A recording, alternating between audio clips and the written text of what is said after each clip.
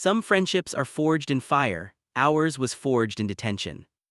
I met Connor Hayes when we were both 13 years old, sitting in Mr. Patterson's after-school detention for crimes we didn't commit. Well, I didn't commit mine. I'd been blamed for a paper airplane that had hit the principal. Connor, on the other hand, had absolutely spray-painted "Free the Cafeteria Chicken NUGGETS" on the gym wall, but he swore it was worth it. They were overcharging us, he'd explained with the kind of righteous indignation only a 13-year-old could muster. 50 cents more than last year, that's extortion. I'd laughed and we'd been inseparable ever since. Now, 20 years later, Connor was still the most important person in my life. We'd survived high school together, been roommates in college, lived in the same city after graduation. We'd seen each other through breakups, job losses, family drama, and every major life event in between. He was my person, my best friend, the one constant in my ever-changing life. He was also devastatingly handsome, which had been a problem for me since about sophomore year of high school when I'd realized I was gay and also hopelessly in love with my best friend. But Connor was straight, aggressively, obviously straight. He'd had a string of girlfriends over the years, pretty girls who were always nice to me but never lasted more than a few months. Connor claimed he wasn't ready to settle down, that he was focused on his career as a physical therapist, that he was just waiting for the right person. I'd learned to live with my feelings, to compartmentalize them, to be grateful for what I had, his friendship, his loyalty, his presence in my life, rather than pinning for what I couldn't have. Most days I was fine. Today was not most days. "Come on, Oliver, you can do this," Connor shouted from beside me, matching my pace even though I knew he could run circles around me. Only 2 more miles. "I hate you," I gasped, my lungs burning. "I hate you so much. You love me, that's why you agreed to run this marathon with me." I'd agreed to run this marathon because Connor had looked at me with those stupidly blue eyes and said, "It would mean a lot to me if we did this together." And I was weak. We'd been training for 6 months, early morning runs, weekend long distances, strict diet plans. Connor, who was already in ridiculous shape from his job, had treated it like a fun hobby. I, a graphic designer who spent most of my time sitting at a computer, had suffered through every single mile. But we'd made it. We were actually going to finish a marathon together. When we finally crossed the finish line, I collapsed onto the nearest patch of grass, completely spent. Connor dropped down next to me, barely winded, grinning like an idiot. "We did it," he said, pulling me into a sweaty hug. "Never again," I wheezed. "Never, ever again." "You say that now, but next year." "Connor Hayes, if you suggest running another marathon, I will end our friendship right here." He laughed and flopped onto his back, staring up at the sky. "Fair enough, but you have to admit it feels good to accomplish something like this together." It did feel good, everything felt good with Connor, that was the problem. "Come on," Connor said, pulling himself up. "Let's get back to my place, I have a shower calling my name." Connor's apartment was closer to the marathon route than mine, so we'd planned to clean up there before heading out to celebrate. It was a routine we'd done 100 times, after workouts, after hiking trips, after any activity that left us disgusting and in need of soap. But today something felt different. Connor's apartment was a typical bachelor pad, decent furniture, sports memorabilia on the walls, a kitchen that saw more takeout containers than home-cooked meals. I'd spent so much time there over the years that I had my own drawer of spare clothes, my own spot on the couch, my own mug in the cabinet. "You shower first," Connor said, grabbing us both water bottles from the fridge. "I'll go after." "You sure? You're way less disgusting than me." "Please, I've seen you after a marathon, you need the shower more." I grabbed my spare clothes and headed to the bathroom. The hot water felt like heaven on my aching muscles. I stood under the stream for probably longer than I should have, trying to summon the energy to actually wash my hair. I was midway through shampooing when I heard the bathroom door open. "Hey, sorry," Connor's voice called out. "I really need to pee, I'll be quick." This wasn't unusual, we'd been friends for so long that typical boundaries had long since dissolved. Still, I made sure the shower curtain was fully closed as I heard him use the toilet. I expected him to leave after he finished. Instead, I heard him say, "Oliver, can I ask you something?" "Sure," I said, rinsing shampoo out of my hair. "What's up?" There was a long pause, long enough that I started to wonder if he'd left and I'd missed it. Then, are you happy? I turned off the water. What kind of question is that? Just answer, are you happy, with your life, with where you are, with everything? I grabbed my towel and wrapped it around myself, then pulled back the shower curtain. Connor was sitting on the closed toilet lid, still in his running clothes, looking at me with an intensity I'd never seen before. I mean, yeah, mostly, I said, suddenly self-conscious. Why?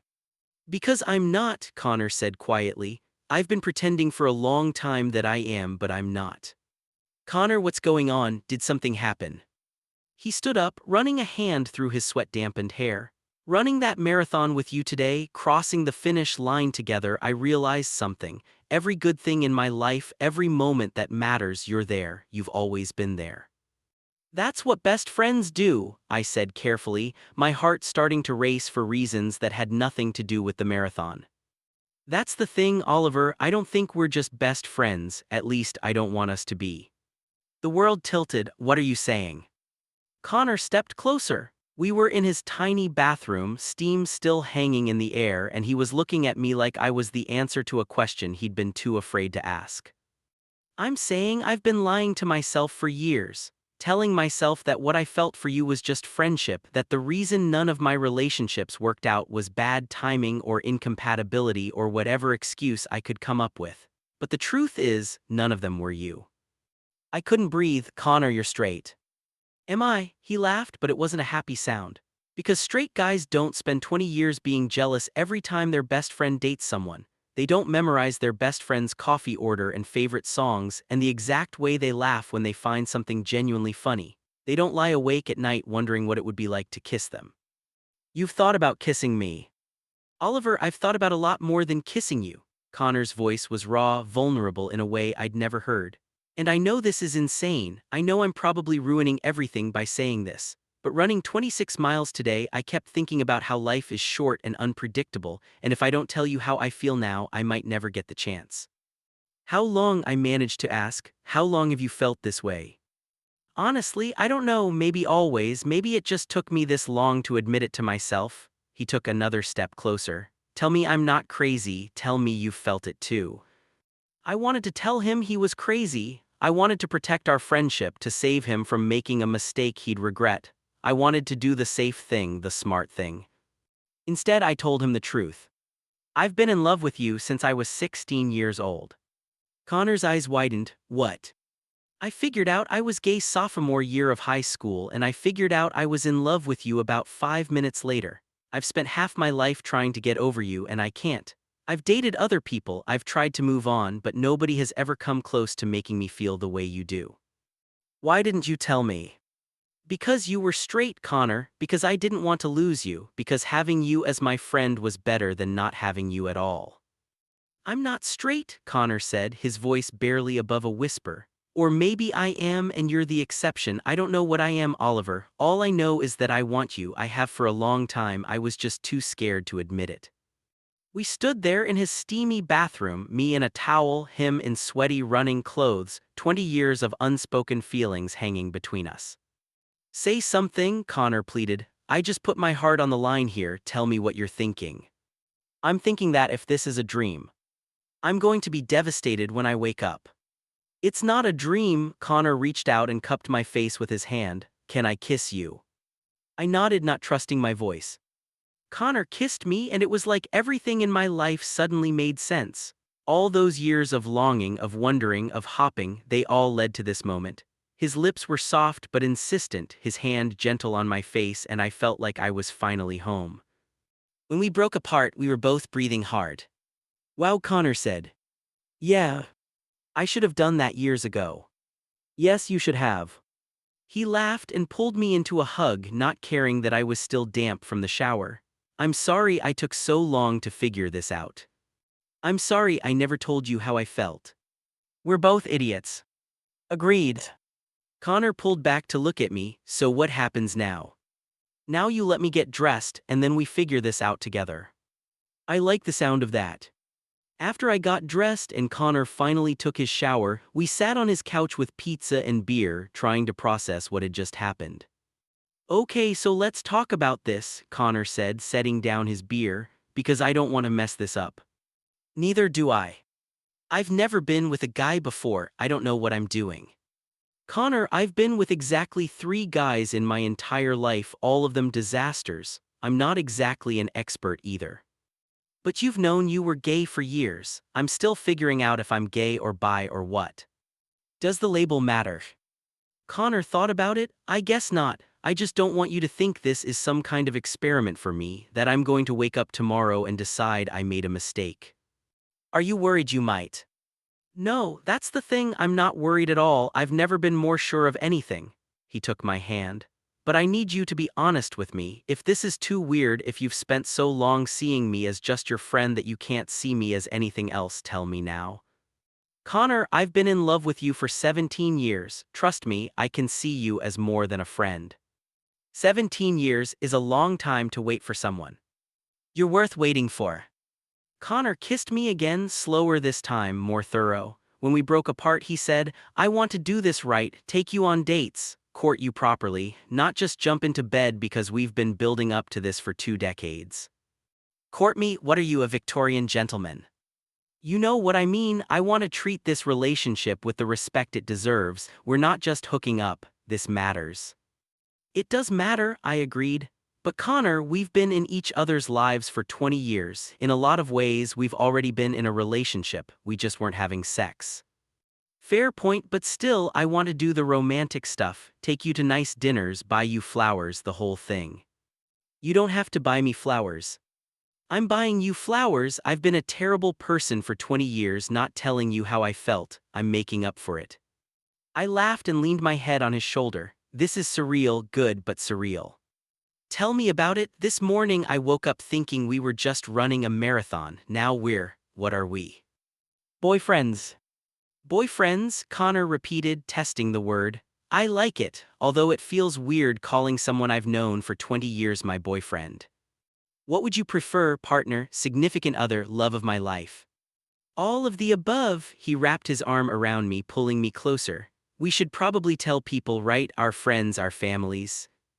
Eventually, but maybe we just enjoy this for a bit first, figure out what we are before we have to explain it to everyone else. Agreed, although my mom is going to lose her mind. She's been asking me for years when you and I were going to get together.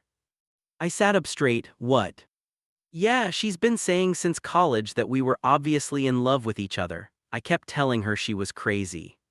She knew before you did. Apparently, everyone knew before I did. My sister told me last year that she'd never seen me look at any of my girlfriends the way I look at you. How do you look at me? Connor turned to face me fully, like you're the best thing that ever happened to me, because you are. Connor insisted on planning a proper first date, even though I argued that 20 years of hanging out should count for something. Those weren't dates, he said. Those were 2 friends spending time together. This is different. How is it different? Because now I get to hold your hand in public and kiss you whenever I want, and tell everyone that you're my boyfriend. He took me to an upscale Italian restaurant in the city, the kind of place we'd usually dismiss as too expensive or too fancy. He wore a suit which I'd only seen him wear a handful of times, and he'd brought me flowers, actual roses. You're ridiculous, I told him, accepting the flowers. I'm romantic, there's a difference. Over pasta and wine, we talked like we always did, easily, naturally, like we'd been having conversations our whole lives, because we had. But there was an added layer now, an electric current running beneath every word. Can I ask you something? Connor said over dessert. When did you know, like specifically? That I loved you. Yeah. I thought back to that moment, crystallized in my memory.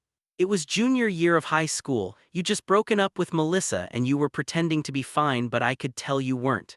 We went to that diner we used to go to, the one that closed down a few years ago, and you ordered that ridiculous milkshake with everything in it. The kitchen sink, that thing was disgusting.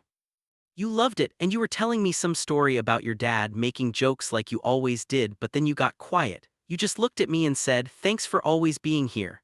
And I realized that there was nowhere else I wanted to be, that I wanted to be there for every moment, good and bad, for the rest of my life. That's when I knew.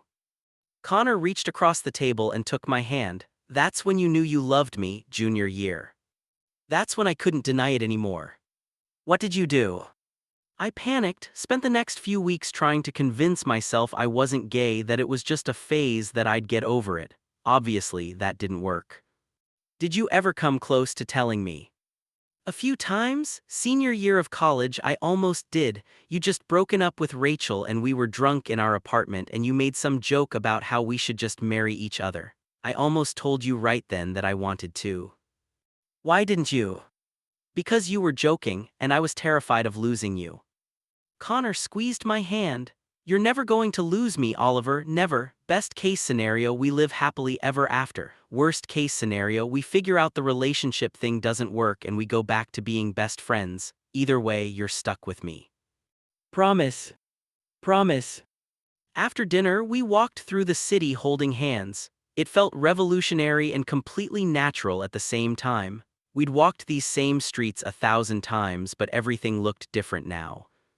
Can I tell you something embarrassing? Connor said as we walked through Central Park. Always.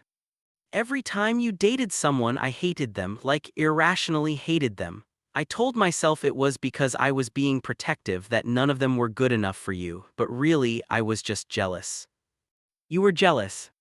Insanely jealous. Remember David, your boyfriend's sophomore year of college? The philosophy major who only wore black. I couldn't stand that guy, not because he was pretentious, though he absolutely was, but because he got to kiss you and I didn't. Connor, you were dating Amanda at the time. I know, which made it even more confusing. I thought something was wrong with me, that I was just being possessive of my friend. It never occurred to me that I might actually have feelings for you. When did you figure it out? Connor was quiet for a moment. Honestly, today, or maybe I've been figuring it out slowly for years, and today was just when I finally admitted it to myself. Running that marathon, watching you push through even though I know you hate running, doing it because I asked you to, I just thought, this person loves me, really loves me, and I love them back, so why am I fighting it? And you're sure about all of this? Connor stopped walking and turned to face me.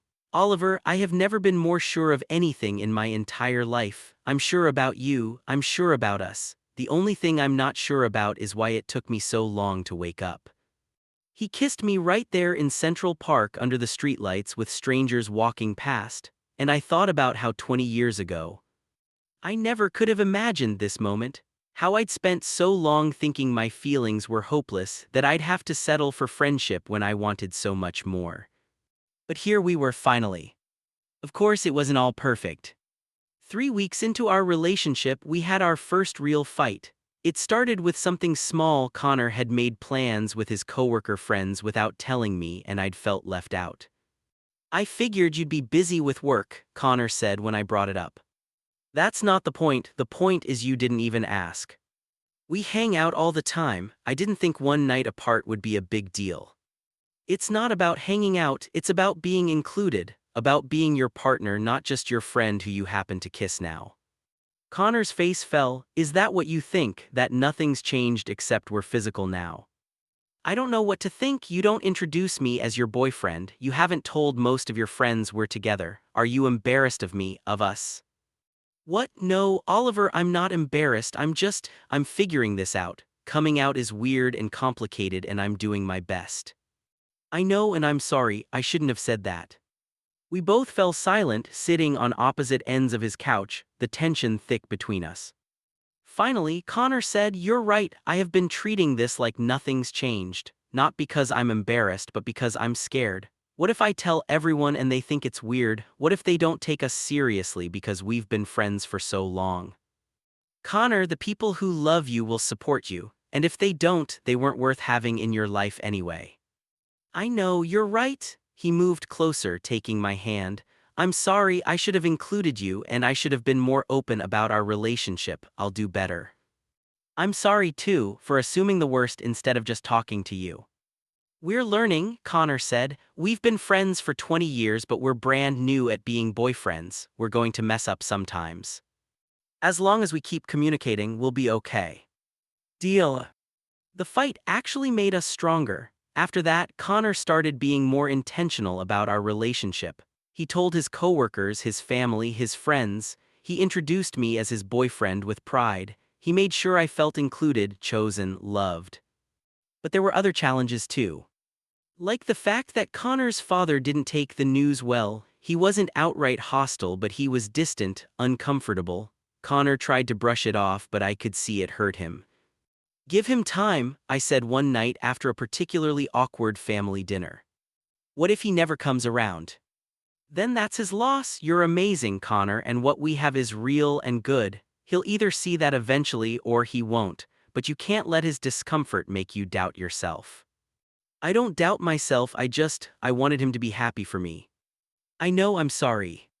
Connor pulled me close. "At least I have you, that's all that really matters." We also had to navigate the physical side of our relationship, which was both exciting and awkward. Connor was enthusiastic but inexperienced, and there were definitely some clumsy moments that we'd laugh about later. "I can't believe I just did that," Connor groaned after one particularly awkward encounter. "It's fine, it's actually kind of endearing." "Endearing? I just elbowed you in the face." "It was an accident, and honestly, I've been elbowed by guys who knew what they were doing. At least you're trying." "I just want to be good at this." "Good for you." "Connor, you are good for me. The physical stuff will improve with practice. The emotional stuff, the way you make me feel loved and seen and valued, that's what matters." "Practice, huh? So you're saying we should keep practicing?" "I'm saying we have 20 years of sexual tension to work through. We should probably practice a lot." 6 months into our relationship, Connor asked me to move in with him. "I know it's fast," he said, "but you're here most nights anyway and you still have that tiny studio in Brooklyn that you hate. It just makes sense." "Connor, we've been friends for 20 years and dating for 6 months. Nothing about our timeline makes sense." "Is that a no?" "That's a yes, you idiot. Of course I'll move in with you." Moving in together was surprisingly easy. We already knew each other's habits, quirks, and annoying tendencies. We'd been in each other's space for years. The only difference now was that it was official. "Well, that and the fact that we shared a bed now." "This is nice," Connor said one Sunday morning as we lay tangled together, neither of us ready to start the day. "What is?" "This, us waking up next to you every day. It's the best thing that's ever happened to me. Even better than winning that physical therapy award last year." "Way better than the award, that was just professional validation. This is everything." I propped myself up on my elbow to look at him. 17-year-old me would never believe this is real, that I actually get to be with you like this." "What would you tell 17-year-old you?" "That the wait was worth it, that you were worth waiting for." Connor pulled me down for a kiss. "I love you. I know I don't say it enough, but I do. I love you so much it scares me sometimes." "I love you too, and you say it plenty." "Not as much as I feel it." We spent the rest of the morning in bed talking about everything and nothing, making plans for the future, marveling at how we'd gotten here. Later that week, Connor took me back to the spot where we'd first met, the high school where we'd been stuck in detention together. "Why are we here?" I asked as we stood outside the building. "Because this is where it all started. 20 years ago in that detention room, I met my best friend. I just didn't know he was also going to be the love of my life." "Connor, are you getting sappy on me?" "Maybe." He pulled a small box from his pocket and my heart stopped. "Oliver Chen, I've loved you for longer than I was willing to admit. You've been my best friend, my partner, my home. You've seen me at my worst and somehow still think I'm worth loving. I don't want to spend another day without you being officially, permanently mine." He opened the box to reveal two simple matching rings. "Will you marry me?" I couldn't speak, tears were streaming down my face and all I could do was nod. "Is that a yes?" Connor asked, his own eyes wet. "Yes," I finally managed. "Yes, absolutely yes." He slipped the ring on my finger and I slipped his on his. Then we kissed in the parking lot of our old high school, 20 years after we first met, finally exactly where we were always meant to be. We got married a year later in a small ceremony at the same park where Connor had first kissed me. It wasn't fancy, just our closest friends and family, simple decorations, handwritten vows. Connor's father showed up, which surprised both of us. He still seemed uncomfortable, but he was there. That meant something. My vows were simple: Connor, you've been my best friend for 21 years and my partner for 2. You've made me laugh every single day. You've supported my dreams and pushed me to be better. You've loved me even when I didn't love myself. I promise to be your best friend, your partner, and your home for the rest of our lives. Connor's vows made everyone cry. Oliver, I'm not great with words, you're the creative one, but I need you to know that you're the best decision I ever made. Even if it took me 20 years to make it, I promise to love you loudly and proudly. I promise to always make you laugh. I promise to run marathons with you even though you hate running. And I promise to never take for granted how lucky I am that you waited for me. When the officiant pronounced us married, Connor dipped me dramatically and kissed me while everyone cheered. It was cheesy and perfect and so very us. At the reception, Connor's mom pulled me aside. "I'm so happy for you both," she said, hugging me tight. "I've been waiting for this day for years. Thank you for always being supportive." "Are you kidding? You've made my son happier than I've ever seen him. That's all a mother can ask for." Even Connor's father approached me later in the evening. "I'm still getting used to all this," he admitted, "but I can see how happy you make him, so thank you." It wasn't a full acceptance, but it was progress. That night in our hotel room, Connor and I collapsed onto the bed, exhausted but exhilarated. "We did it," Connor said. "We're actually married." "We're actually married. How does it feel?" "Honestly, exactly the same as before. We've been partners for years. This just makes it official." "Good, I was worried it would feel different, weird." Yeah. "The only weird thing is that I get to call you my husband now." Connor grinned. "Say it again." "My husband." I love the sound of that. We fell asleep tangled together exactly like we had 1,000 times before, but with the added knowledge that this was forever now. Official, permanent, real. 5 years later. 5 years into our marriage, Connor and I are sitting on our couch in the home we bought together, watching our life play out in front of us. We're hosting a game night, the same kind of game night we've been hosting since college, but now it's in our house with our friends as a married couple. "I still can't believe you two got together," Michelle says, dealing cards for another round of poker. "I mean, we all knew it would happen eventually, but 20 years is a long time to wait." "Worth every second," Connor says, squeezing my hand under the table. After everyone leaves, we clean up together, a practiced routine we've perfected over years of cohabitation. Connor washes while I dry, and we talk about our days, our plans, the mundane details of our shared life. "Do you ever think about that day," Connor asks, "after the marathon? When you confessed your feelings in the bathroom, only every day? Do you regret it, any of it?" I set down the dish I'm drying and turned to face him. "Connor Hayes, I have never regretted a single moment with you, not one. Even when I'm being annoying. Especially when you're being annoying, that's when I love you most." He pulls me close, soapy hands and all. "I'm glad I finally figured it out, that I was brave enough to tell you. I'm glad you crashed that bike.